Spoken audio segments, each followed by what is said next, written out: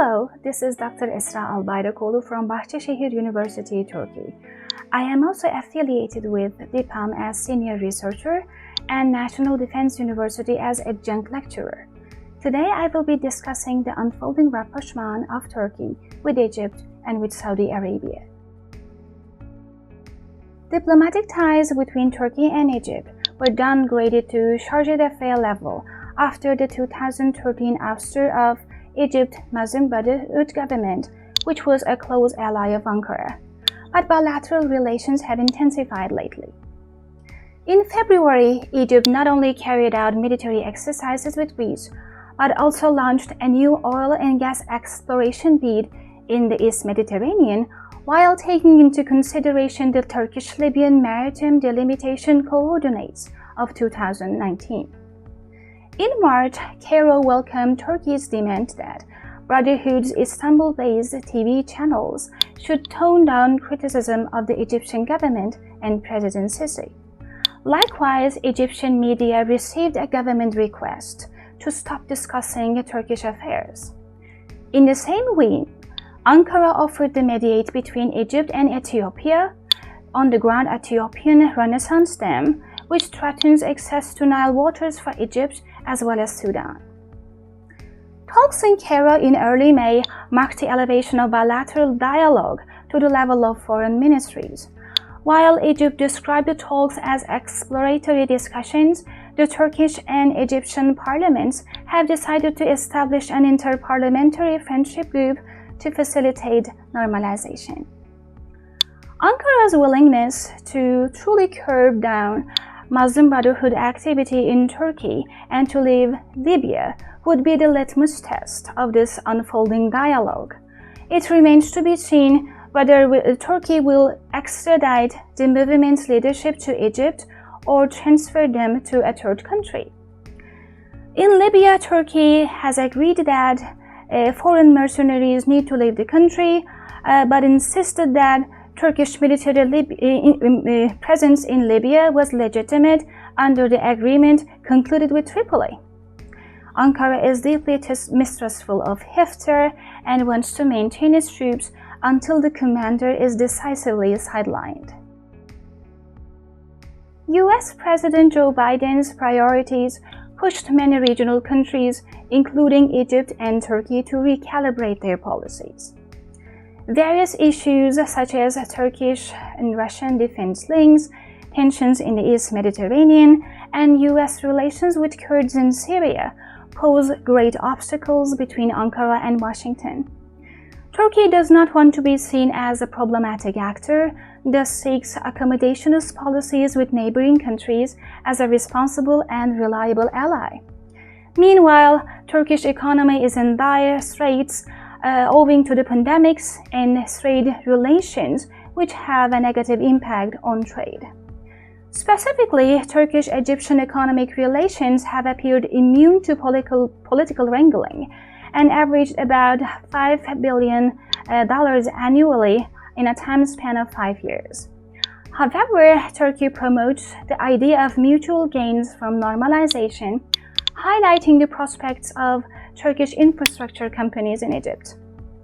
Turkey focuses exclusively on energy cooperation, arguing that a delimitation deal with Turkey would have granted Egypt a much larger maritime zone in the East Mediterranean. For its part, Egypt seems ready to accept this olive branch. Cairo is uneasy since its supposed partners, Saudi Arabia and the UAE, did not coordinate with Cairo when they agreed to normalize ties with Qatar. The normalization deal also casts a shadow over Cairo's time-honored mediating role in the Arab-Israeli dispute. Furthermore, these two countries no longer lavish Sisi with generous funds, and they have partnered with Israel to undercut the Suez Canal by cheaper means of getting oil from the Red Sea to the Mediterranean. Condemnation of Egypt's human rights record under Sisi by a UN Human Rights Council statement in March also added fuel to fire. Last but not least, Cairo witnesses how its partners in the Gulf and the Eastern Mediterranean are gradually de-escalating with Ankara. One of the impetus for Saudi-Turkish rapprochement is the new US administration that is less Saudi and Turkish friendly than its predecessor. As early as November 2020, President Erdogan and King Salman agreed to improve bilateral ties. And in the same month, King Salman ordered to dispatch aid to those afflicted people in the earthquake in Izmir, Turkey. Thanks to the Saudi-Qatari rapprochement in January at Al Ula, Turkey may perhaps improve ties with Riyadh, which has been very critical of the military base in Doha. Resumption of ties may also alleviate Turkey's economic woes, and on this issue, Saudi Arabia has always been a lifeline for Turkey. Ankara has lately lowered its tone over the murder of the dissident Saudi journalist Khashoggi at the consulate in Istanbul in 2018, and the agreement in March to co-produce the Karayel Su drone seemed to bode well for bilateral relations. However, in April, Riyadh announced that it will close 8 of the 34 Turkish schools in the kingdom. Some 2,200 students would experience difficulties in other schools since their Arabic is very limited. Also noteworthy is that Saudi Arabia was the first country to ban Turkish TV series. Indeed, there is an exhaustive list indicating that Ankara's reset with Riyadh and Cairo would not be that smooth. First of all, Turkey's support of Muslim Brotherhood features a major stumbling block. Both Cairo and Riyadh have designated this group as a terrorist organization.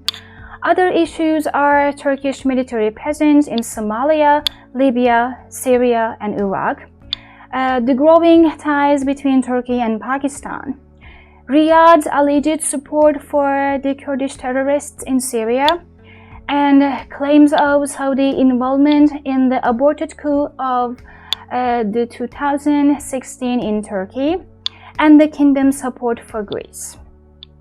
Deepening the defense-industrial relation may not be easy as well, owing to the plethora of potential suppliers for Riyadh and the reliance of many Turkish local products on Western technologies, which necessitate US export licenses before delivery. It remains to be seen whether the recent violence between the Israeli forces and the Palestinians in Jerusalem would unite Turkey and Saudi Arabia under a common denominator, or to turn them into much bigger rivals. Saudi Arabia's mild condemnation of President Trump to recognize Jerusalem as Israel's capital and mixed signals on the Abraham Accords have tarnished its status in the Muslim street. On the contrary, as demonstrated in the latest Arab Barometer of April, President Erdogan is MENA's most popular leader. Thank you for watching, and stay tuned for more GeoTalk videos by Gulf State Analytics.